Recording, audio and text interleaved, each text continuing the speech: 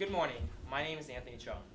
The foundation of almost any country in this world stands in the prospect of a country being able to fulfill the needs of all of its citizens. These needs include the basic necessities like food, water, and shelter, but it also can apply to the protection of their natural rights.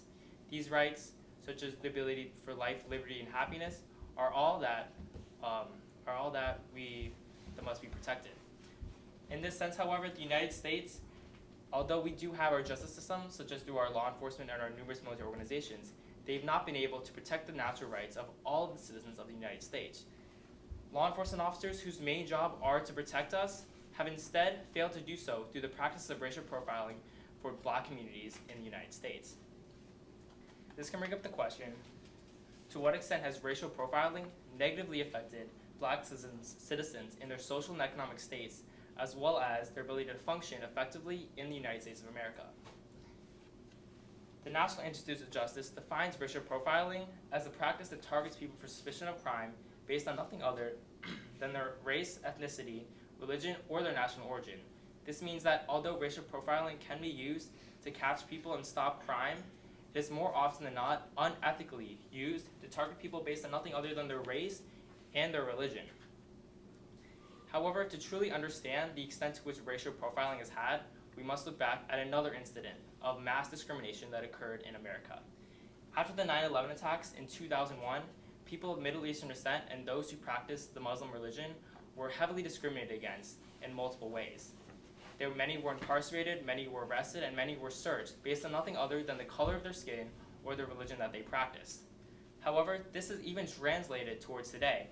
In a Gallup poll in 2015, it found that 43% of Americans still held prejudice towards people who practice Islam and Muslims. This means that although the event occurred many years ago, the perception that these people had on Muslims still persisted. In an interview with Ms. Leila Abu-Lughod, a women's rights activist who has studied extensively in Middle Eastern culture and American culture, has found that both of them are actually quite similar. So if both cultures are quite similar, what is causing this prejudice to persist even till today? Well, it's the perception that these Muslim Americans are still more dangerous than other types of Americans. The perception that black Americans are more dangerous than other types of Americans. And that the only way to stop racial profiling is to change this in many more ways. However, perception can also be dangerous. This is 32-year-old Philando Castile. In 2016, he was pulled over for minor traffic stop with his girlfriend and their daughter. However, when the cop started talking to him, he informed the cop that he had a legally obtained gun in his car. It was legally owned, but he wanted to inform the cop that he owned this gun in the case of any searches.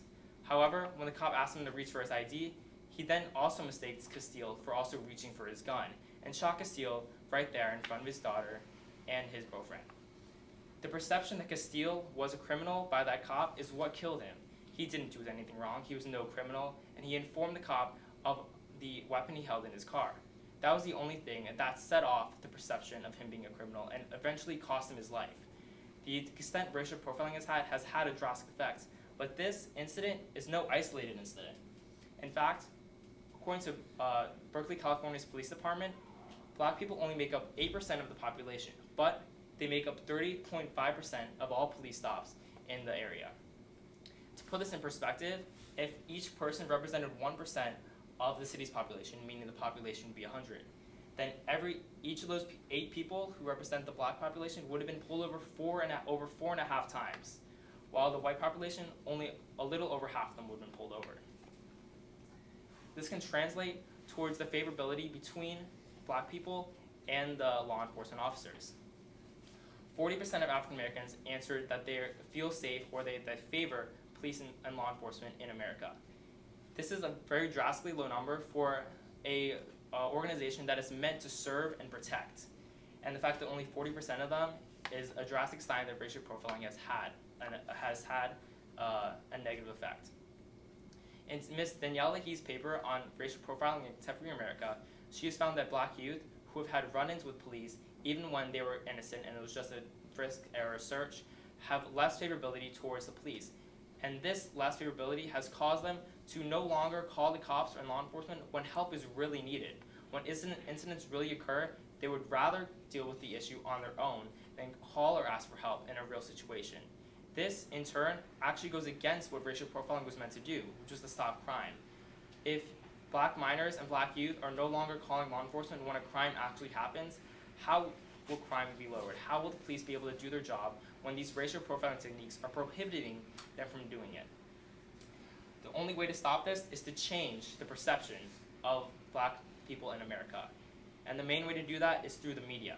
In many cartoons and many TV shows, there are many jokes around racial profiling and bias. And although they can be funny, it does plant an innate seed of bias towards one race over the other. In order to do that, we must change how we portray black and African Americans on television screens as well as movies. And although this may take time in changing the perceptives, as long as we can start to change this perceptive now, our generation can be the one to help end racial profiling. And although there may be other solutions, such as introducing stricter laws and stricter techniques, it does not always change the perceptive of the cops and the people everywhere. If we keep this innate seed of bias through our media and that the perception of African American people in our society does not change, racial profiling will not change, as it's based upon that. Racial profiling has had a drastic and negative effect on people everywhere, and the only way to stop it is through us. Thank you.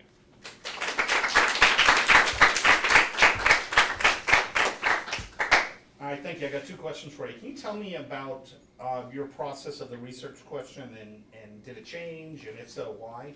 So when I first started my research question, I sort of wanted to focus in on just the social implications, but as I did more research, I found a lot more politically, I found a lot more case studies, and a lot of other different stories that I wanted to include. Philando Castile's story was actually one that I had found research, and I really thought that was an impactful way, because after reading it, I truly got an understanding that he didn't do anything wrong, and that in that case, the cop was actually tried and convicted for that crime. So I feel that the extent to racial profiling played in that murder was one that was backed up with a lot of evidence and sources, but didn't exactly fit into the original research question I had. So it helped me develop my research question to change it a little bit to fit it. Okay, and I know this is kind of a no-duh thing, but like, what are the real-world implications of this? So if racial profiling is one that has been around for a long time, but it's recently gaining a lot of steam and political debate, so just through movements like Black Lives Matter and other things like that. And I feel that it has a lot of real world implications, because there are many African Americans in my school, in just the country overall, and that this affects them on a daily basis, and that a lot of people don't always see that or go through that, but to be searched and pulled over for a crime that you didn't commit, and to be talked down to because of the color of your skin or the religion that you practice, is one that is very in our real world today and must be addressed. All right, thank you.